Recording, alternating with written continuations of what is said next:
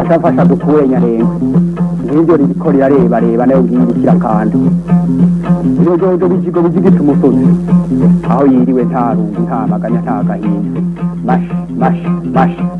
mash inka imirima n'ibidukikije bezuka ziriho bihoza abana ndekukura nama ndumwongere w'amagana nsangiye umurimo ndamuganga kura inyongo ngakura kwaje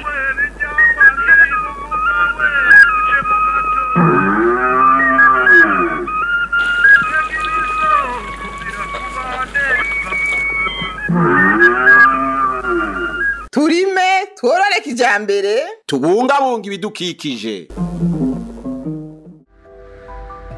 Turabaha ikaze mwese mu kiganiro canyu kivuga ku bijanye n'uburimyi, ubworozi hamwe n'ibidukikije. Dutangure tubibutsa ko gukingira ibiterwa ari nkenerwa ku murimyi wese, aho rero tutirengagije ko no mu buryo bwo gukingira ibiterwa dukwiye kwama twitwararika gukingira amagara yacu. Ibiterwa birageramiwe n'udukoko tubangamiye imirima, ihindagurika ry'ibihe n'ibindi bitandukanye bitera indwara ibiterwa vyacu. Imyimbati turatera ikagwara muzayike, nta n'akakari tukirya. Tudahendereje ako gasoya, naho nyene tukarondera intuzi imborera, ntituronka. Turatera ibigori bigaca biterwa n'ibinyo. Rero bimaze guterwa n'ibinyo nituba tukironka iki ibisoya bibereye. Hariho n'ibindi uteye imizana yikagwara ugasanga harimwo ubuntu buca bugwaza imizana ugasanga yakongataye, hari naho usangamwo n'ubunyabwoya. Rero ico kintu mukiturabire biterwa tugwaza dafise ubukoko bumeze nk'ubusazi bw'ibiharage. Rero burarisha bukarya n'amasugwe bugahimbagura imitwe, bumeze nk'ubusazi buraguruka. Ikigira kabiri, hasi tugiye kuraba igiharage kiratumba. Burafise ibiterwa vy'ibikoti, ivyo bikoti rero niyo mbumbarugo dufise ino. Iyo mbumbarugo yacu amababi arababuka gakongatara, igikoti kikakongatara, umwumbati ntubukizako. Ino novuga igiterwa c'amabo, habonetse ingwara novuga ati kari kinyo, umutoto hejuru ukuma, ugaca hariya mu mutoto hakabora. Hamaze kubora ibabi rica riduga riritoye canke rikabura. Iyo niyo ngwara dufise iduhanamiye ngaha y'ibiterwa.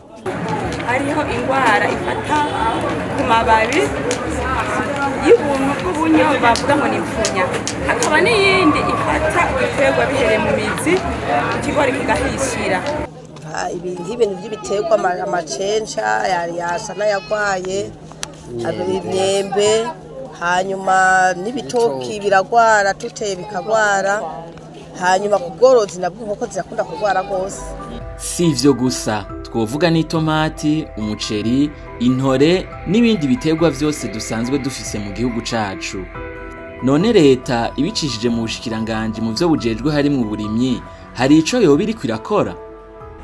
Cambere nagira mbanze shikirize nuko leta mvyeyi, leta nkozi iraje ishinga nuko koko iki gisata c'uburimyi itera kije imbere. No kuvuga yuko igisata c'uburimyi kiri mu bisata novuga bikomeye cyane leta yasize imbere kugira ngo koko kitubera amahirwe gishobore guteza imbere igihugu cacu. Rero ubu rero vyarabonetse neza yuko baba abagwiza tunga nabo murazi yuko nabo nyene mu kahise nabo nyene basanga baja mu byo kudandaza mugabo ivy'uburimyi batabihurumbira. Ubu nabo nyene bamaze kubona yuko uyu mwuga wo kurima ari umwuga koko witeka. Iyo umuntu abikoze neza biheza bikamutuma ashobora no kunguka. Ngira n'abakozi ba leta nabo nyene ico kimwe, nabo nyene murabona yuko mu kahise nabo nyene byo kurima batavyitaho, mugabo nabo nyene babonye yuko iyo nabo nyine bashe kurima bishobora kubafasha kugira ngo bashe kwiteza imbere, bateze imbere n'imiryango. Mu bijanye no kurwanya ubukoko dukoresheje imiti kama, hariho ivyigwa bimaze gukorwa n'ikigo Izabu, harimwo ibimaze kuja habona vyerekana neza ingene boshobora gufasha cane cane mu bijanye no kurwanya ubukoko canke n'ingwara bakoresheje imiti kama.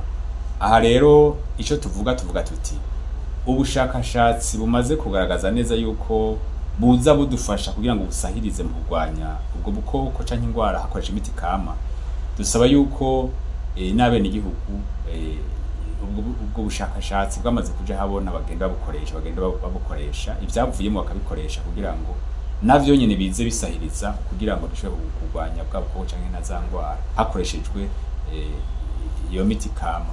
Aha rero nkaca ngiraho n'akaryo kumenyesha cane cane abarimyi kugenda bitura cane cane bari abaserukira ubushikiranganji bw'ubworozi n'ibidukikije mu ntara kugira ngo nabo nyene babafashe babereke neza ingene bateza kuvyifatamo kugira ngo koko ubwo bushakashatsi bwashitseko bigende bisahiriza cane cane kugira ngo dushobore guhangana n'izi ngwara z'ibiterwa canke n'ubu bukoko usanga bugenda bwonona imirima. Muri ico kigo ca leta kijejwe ubushakashatsi Izabu turahasanga umugambi ukorera ku vyo kurwanya indwara n'udukoko twonona imirima. Uwo mugambi Plantwise Plus ukaba umaze igihe utanga inyigisho ku bijanye n'ingene ibiterwa vyokingirwa. Umugambi wa Plantwise imbere yuko uba Plantwise Plus watanguye mu mwaka w'2020. Ubu tukaba turi novuga muri phase igira nka 4. Uyu mwaka niho hatanguye Plantwise Plus. Ico uwo mugambi uje ugana canke ico ukorerako, icambere mu gukungurira ubwenge abagoronome bo mu mazone bo mu makomine basanzwe begereye abarimyi kugira bashobore kubashikira bakabaha impanuro z'ingene bokingira ibiterwa vyabo mu buryo bubereye. Turabigisha bakamenya kumenya izo ngwara, kuzimenya mu murima kandi bakamenya n'impanuro baha abarimyi. Muri izo mpanuro turabibutsa yuko gupompa atari ico kintu ca mbere gitegereza kuza imbere, ariko bateza kubigisha uburyo bwo kurima kijambere, bagakoresha imbuto zirobanuye, bagakoresha umwavu ukwiye urya w'ikirundi, bakanakoresha na engrais ikwiye. Ikintu ca mbere novuga umugambi Plantwise Plus washitseko nuko wuguruye amavuriro y'ibiterwa mu makomine yose y'igihugu. Muri umwaka wa 2025 twari twihaye naho ihangiro yo kuyugurura ku mazone yose y'igihugu. Kuri umwanya tuvugana ibice 50% vy'abatekinicien agronome bo mu mazone barabaye forme kandi mu misi iza bazoronka ibikoresho kugira bashobore kugurura ayo mavuriro. Plantwise Plus ihora itunganya amasekeza yo gusanga abarimyi iyo bari mu mihinga itandukanye bakabashikiriza ubuhinga bwo gukingira ibiterwa batibagiye n'amagara yabo. Iryo sekeza dukunda kurikora ku gatasi kugira bashobore kubategura, bashobore gutegura abo barimyi bashobore kwitegura, bamenye yuko ayo mavuriro abegereye bashobore kuja kubasaba impanuro imbere yuko batera.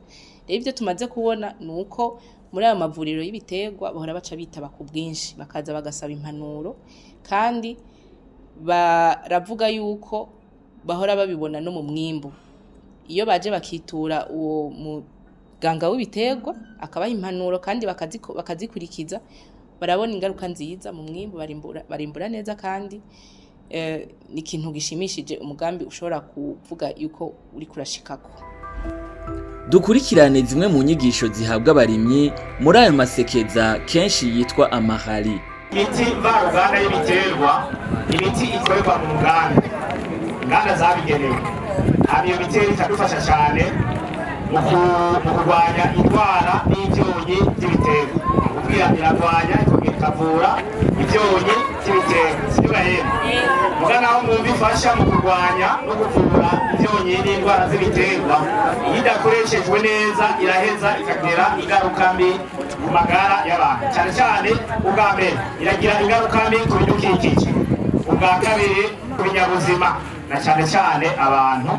Hanyuma iyo ibidukikije n'abantu bafise ibibazo kuko bagizwe ingaruka mbi acakurikira iterambere naryo rirasubira inyuma mavyumva gahembe iyo miti mvaruganda muzoyisanga mu mazu y'indandarizo yabigenewe yemewe n'amategeko muzoyisanga hariho hose ajya kurya twateye akatisha aho twayibonye mugabo ntituzi ko ajya amadandarizo yemewe n'amategeko nuko twaterezwa kuba ari amadandarizo yemewe n'iki n'amategeko hanyuma ikindi naco mwomenya ijya miti hari imiti ikara cyane hari imiti ikara cyane mu ijya miti nayo ikara cyane barashobora kuyisubiriza bakazana imiti idakara cyane hama ikakiba mu bwoko butandukanye ubwoko nabwo bw'iyo miti hari imiti y'amazi hariho iy'ifu hariho iy'intete n'ibindi sibyo gahe muhora mubibona ijya muhora musanga mu macupa mu magunira mu masashe n'ibindi turiko kuri ico rero mbere gihagarikiye hano mugabo tuje tuyaga neza none iyo miti yokoreshwa neza uti mu gihe woba wifuza gupompa umurima wawe mugabo ugasanga nk'ubu byashitse umurima wawe ugiye kwera nimwe buri nimba uzogomba gusoroma uzosorome haciye indwi zibiri wapomvye turiko uzosorome haciye indwi zibiri wapomvye hanyuma mu gupompa uzopompe mwikingiye ibyo kwikingira twaza kwibona munsi gatoya uzopompe wikingiye hanyuma kandi ikindi wokora mu gihe wopoma wikingiye umurima ukuntu bizogenda hasigaye indwi zibiri kugira ngo wimbure urashaka gupompa mugabo iyo minsi igabanutse ntabyo kubahuka hari ibyubahutse uzogomba gufungura iki uburozi ikindi muzokora muzohore mukoresha amapompo yabigenewe hari abantu barakoresha ibipacu icyo turagihejeje aho hari muri ya ntumbero kukoresha neza gute iyo miti mvaruganda ubusha turaba ibya bitekerezo navyo ibya miti bitekewemo navyo twobitunganya neza gute ibya miti ntibiri mu macupa mu bubiryo mu bisashe sibyo gahembe nibyo canke sibyo bana bokundava nibyo ibyaba nibyo rero burya ujya muti ni mubi nabyo bitekerezo burya nibi ikintu muzokora rero ikintu cya mbere muzokora iyo wakuye umuti muri kiriya gitekerezo banza ubimbe ikinogo ni muri mu kumanuka 60 mu kwaguka 60 hanyuma uca ufata cya gitekerezo cyarimo wa muti wabonye ko ata muti wasigaye ucoze neza ni muri inshuro zingahe zitatu ajya amazi wogesheje uca uyashira mu ipompo turi kumwe hanyuma nawe nyine uyapompa hehe mu murima bya bitekerezo uhejeje kubyoza ni muri gatatu ucisha mu amazi meza ucishira muri cya kinogo ugafurira ku bitekerezo navyo bimwe bidasaba ko umuntu yoza nk'imifuko amagunira nta kindi uzokora ukuraba ko umuti waheze murashenye uzogirane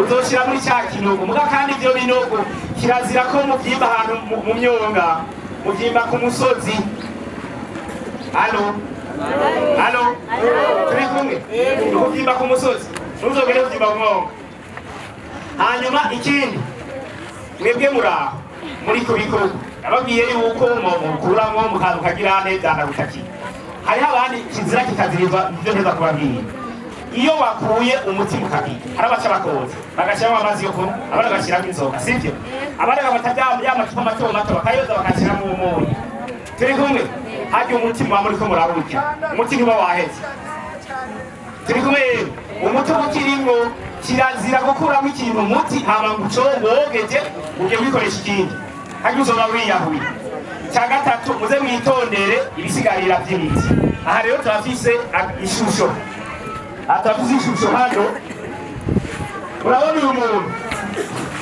uyu muvyeyi murabona mwese uyu muvyeyi ahaye afise icupa iri cupa ry'amazi nuko baka kandi bashizeho gasigore ko kizira kikaziririzwa turi kumwe aha nika abonye akatanu bakita danger de mort mu kirundi ko byita gute ati nutahaba amagabo no gupfurapfa sivyo nguyu rero ariko aroza kandi ariko yoza amaboko yiwe haragaragara mbona ari ikintu yambaye ku maboko ariko akoresha iminwe mw'ijambo rimwe ariko acobanga wa muti ko ariko arawutobanga rero ibibazo birashobora kwaduka ibiro kirazira ntibizokorwa uko ntimuze mwigere mubikora uyu nawe uyu murabona ko yambaye amaga sivyo ariko yoza ikopo yavuyemo umuti aha naho ariko arakora iki aha yimbye cya kinogo ariko arabihamba turi kumwe yemwe ntimuze mwubahuke gukura icu kiya gikopo gukiremo umuti hama gucoze ukibike mu muntu cyangwa ucoze ukibike mu amazi kirazira niwabigira hari igihe uwo muti utazokigira ingorane ukiyita umuhizi mugabo inyuma y'iminsi uzobona ingaruka uyu muramubona aba murababona ba nukuvuga narivuze ibirato by'intoki aba ntibahagara neza narivuze ibirato by'intoki hakaba n'ibotine burazizi canke ingamira hanyuma rero mu kuvyambara hajya niho hambere hakomeye mu kuvyambara ico ukora n'igiki murabona uyu muntu iki kintu yari yambaye n'igiki ingofero iyi si ingofero isanzwe iri kasike murabona ya maroni murabona agafukamunwa wogira ngo ni inkubo sivyo murabona isarubeti murabona amaga murabona ko yambaye n'iki n'ibotine si ibirato bisanzwe aha rero wambaye ni muri ya ntumbero y'uko mu gihe aza gufata uwo mukono w'ipombo ariko aranyuganzuka kugira ngo mutuvangane n'amazi y'amazi naho uwo musesekako hacaba muga benshi murafata ipombo ryambaye itiro 16 mukayuzuza amazi aba mugashiramwo umuti mugafata wa mukono mukagenda kuzungagiza mugiye kuzungagiza rero benshi ujya muti ucufurumuka gusesekako kubera iki kubera ya pombo wayujuje mu bisanzwe ujya pombo kirazira kuyuzuza ari pombo y'amayitiro 16 woshiramwo amayitiro 10 nangahe 15 hagasigara ikinyurane cy'ilitiro sivyo hanyuma wa muti wawe ukaburimwo niyo uhaye uratubaniza wa mukono y'amazi na wa muti biriko biravangana biraronka aho bivanganira kugira ngo ntibikwicire ya pombo muri ico gihe wa muti uzogusesekako bishitse nk'isanga yarabika gusesekako aha aye wambaye ukuntu uzoba urabona ko umuntu yikingiye neza murabibona neza ntabwo uyu nambona yari yakoze iki ifuwa ryari kugahiga ifuwa riri kugahiga asa n'umuntu ari gusa mu bisanzwe ibirenge biragaragara mu ijambo rimwe uyu muntu tuvuga ko asa n'uwiyago yapfuye ahantu hose ngaho umuti wo museseka kumuherera mu mubiri aha ariho hose woseseka uherera mu mubiri murabona rero hagati y'abantu babiri n'uwuhe yambaye neza uyu amashyi menshi cyane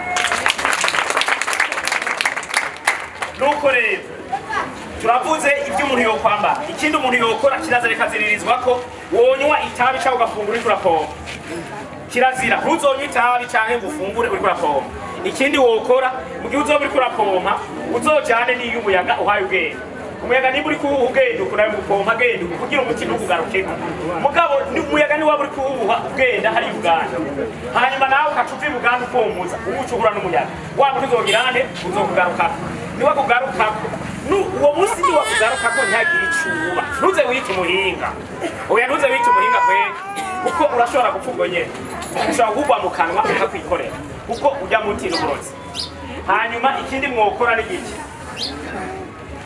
iyo ugombye gupompa muzohere mupompa mu gatondo canke amasaha yitereye ku mugoroba ni ukuvuga ngo imbere ya saa 4 canke amasaha yitereye nka 12 kuko kenshi niho ubukoko buba bugize buba bwagarutse ku bikeri kenshi babwagiye ubwo yupompa amasaha y'ubukoko buba bwavuye uzosanga uriko wona amafaranga yawe aho hantu turabumvikanaga yemwe haratomoye sawa rero hari ingaruka mbere dushobora gushikira umuntu mu gihe ariko akora ibyo bikorwa atikingiye izo ngaruka nazo ni zihe mwama mwabonye hariho umuntu akunda gusanga abantu bari n'ibike ayiro hari abantu n'umucenga hari abantu bita bakira bariho bakira kenshi baje abantu bakira uzosanga abantu bakunda kumeneka umutwe kenshi ibishurane bidahera biva kuri irya miti benshi kujya bati bakomba batikingiye nukuvuga mu ngaruka mbi dushobora kugushikira ari uko muri kwameneka umutwe kwama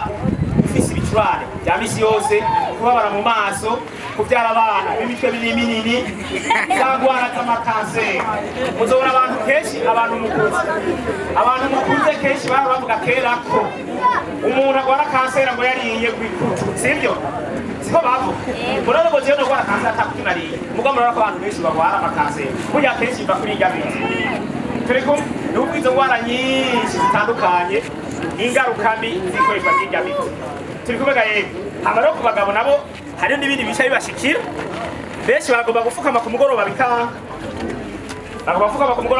abandi bagatera imbere y'ubwinjiro batarinjira. Abarimyi barashima izo nyigisho bakanavuga ko ari ngirakamaro cyane ku iterambere ryabo. Izi nyigisho twaronse uno munsi twari dusanzwe tuzihabwa n'abagoronome, ariko kandi hari n'ikindi zatwunguye ku magara yacu, bidukikije no ku buzima bw'umwenegihugu. Bigishijwe cyane tunatahuzwa ukuntu umuntu ashobora kubika bya bindi umuntu akuramo imiti yagiye gupomesha. Ikindi zadufashije cyane nuko twabonye mu ndinganizo twebwe abenegihugu twahora dukoresha kwa kundi twahora tuja gupoma imirima tutikingiye, tubona mengo hari ikintu ciyongeye kuko bari basanzwe batwigisha ko dukwiye kuja gupoma ya mirima yacu twambaye ubwa mbere ishapo, ubwa kabiri amarori, ubwa gatatu agafukamunwa, ubwa kane amaga, ubwa gatanu isarubeti, ubwa gatandatu igotine. Muri izi nyigisho turatahuye cyane, turumvise ko no ngaha iwacu dufise ndetse imiti twoshobora gukoresha kandi ikaduha ubuzima mu biterwa tutarinze kurindira iyiri hanze. Ibyo bakoresha bivuye mu imiti ni ukuvuga yuko irya miti nayo turazi ko iravura ibiterwa mugabo irafise ubumara. Kirazira gukoresha ngo ushiremwo, hari abo nabonye bashiramwo n'umunyu mu gikopo cyavuyemo ya miti. Ndibaza ko atari byiza. Jewe nuko inyigisho nkuye ngaha ntabwo ngiye kuziherezamo je Beatrice, nuko ngiye muri cya kibano nyene nahora mbamwe nimanze ndazigisha abandi.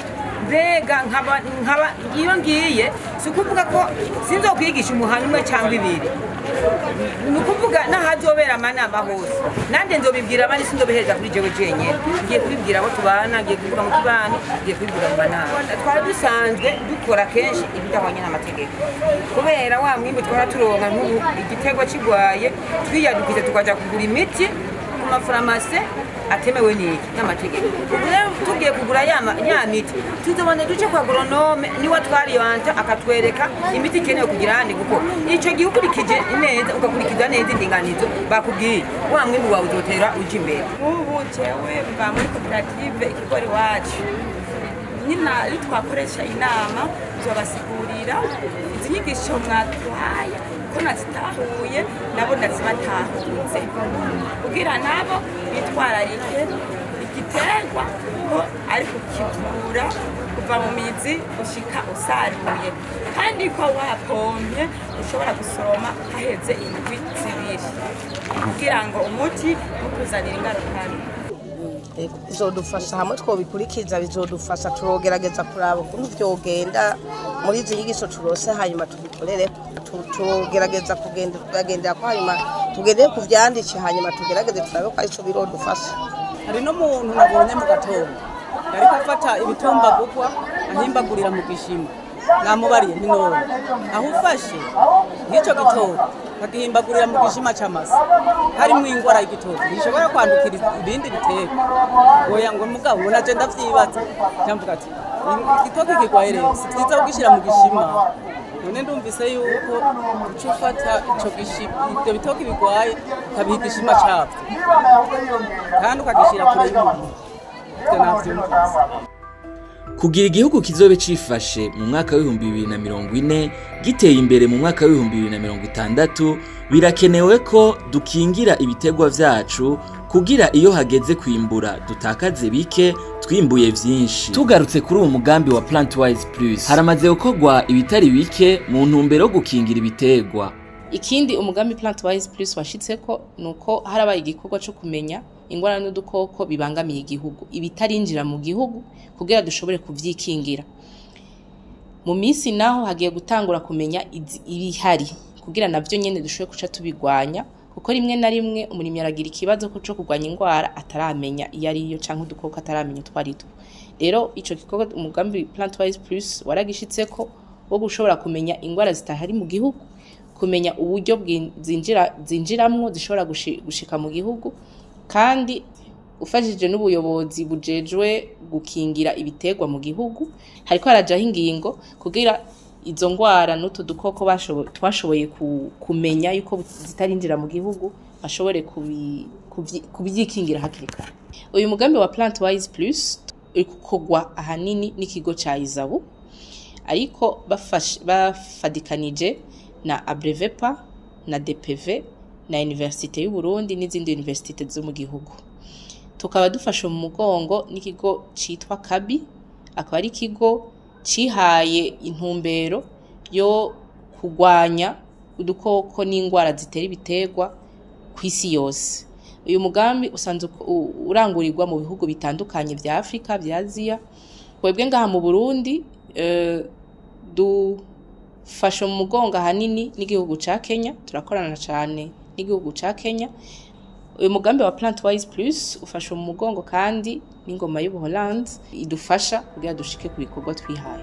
Turi kumwe twese birashoboka ko dukingira ibitegwa vyacu tutibagiye amagara yacu, wa munwa ukaronka ico ufungura na wa mufuko ukaronka amafaranga. Inka, imirima n'ibidukikije.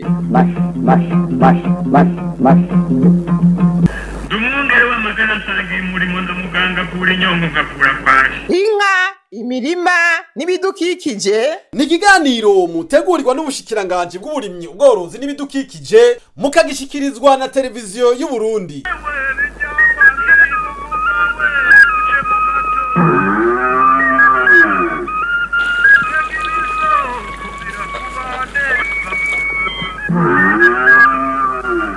turime tworore kijambere tubungabunga ibidukikije.